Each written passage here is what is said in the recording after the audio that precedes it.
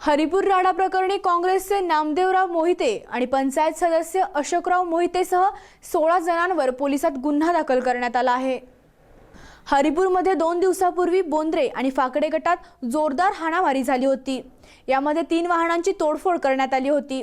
हरिपूर आणि सांगली अशा 2 वेगवेगळ्या ठिकाणी वाहनांवर दगडफेक करण्यात आली।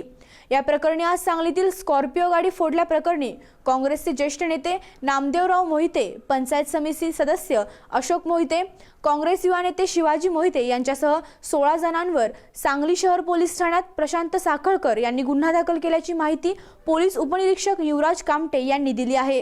हरिपूर गावामध्ये बोंद्रे आणि फाकडे गटामध्ये मारामारी झालेली आहे।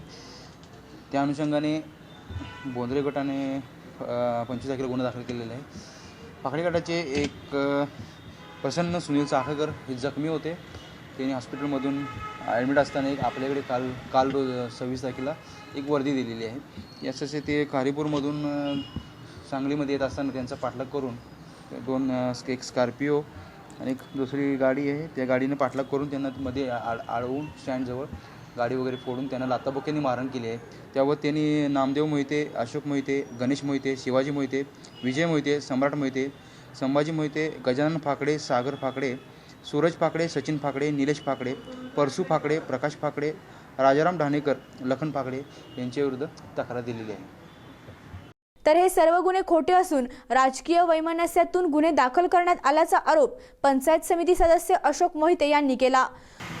आता कालच रात्री मला सांगली शहर पोलीस स्टेशनवरून फोन आला की तुमच्या विरोधात एक गुन्हा नोंद झाला आहे। मी व माझ्या कुटुंबातील 10-5-6 व्यक्ती या सगळ्यांची नावं त्यामध्ये आहेत। आमचे नेते, आमचे चुलते नामदेवराव मोहिते बापू यांचंही नाव त्यात या गुन्ह्यामध्ये त्यांनी घेतलेलं आहे। एक कोणतरी एक मुलगा आहे म्हणजे त्यानं प्रसन्न साखळकर, त्याला ओळखतही नाही आम्ही कोण, त्याला मारहाण झाली असा गुन्हा असा नोंद करून घेतलेला आहे या सांगली शहर पोलीस स्टेशनमध्ये। परंतु नामदेव बापूंचं तर परवाच ऑपरेशन झालं आहे। ते 2 ते 3 महिना 1.5 महिना बेड रेस्टवर आहेत। त्यांचं गुडघ्याचं ऑपरेशन झाल्यामुळे त्यांना चालताही येत नाही। अशा परिस्थितीमध्ये ते मारूही शकत नाही। आणि ज्या दिवशी ही घटना घडली त्या दिवशी आमच्या घरामध्ये आमचे चुलते हे मयत झालेले होते। त्या मैत्याच्या आम्ही कार्यक्रमामध्ये सर्वजण दुःखामध्ये आहेत।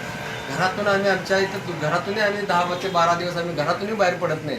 परंतु अशा परिस्थितीमध्ये हा खोटा गुन्हा याने नोंदवून घेतलेला आहे। आणि मला काल रात्री त्याचा फोन आला, तर थोडंसं ते प्रचंड दबावाखाली हा त्याने गुन्हा नोंदवून घेतलेला आहे। आम्ही परवाच आमच्या हरिपूरमध्ये एक घटना घडली, त्याची फिर्याद देण्याकरता आमच्याच गटाचे आमचे एक नातेवाईक ग्रामीण पोलीस स्टेशनला गेले। तेथेही त्यांच्यावर अन्याय झाला। त्या संदर्भात आम्ही आज SP साहेबांनाही भेटलेलो आहे, निवेदन दिलेलं आहे। पोलिसांनी या प्रकरणी सखोल चौकशी करण्याची मागणी करत प्रसंगी आंदोलन छेडण्याचा इशारा यावेळी देण्यात आला।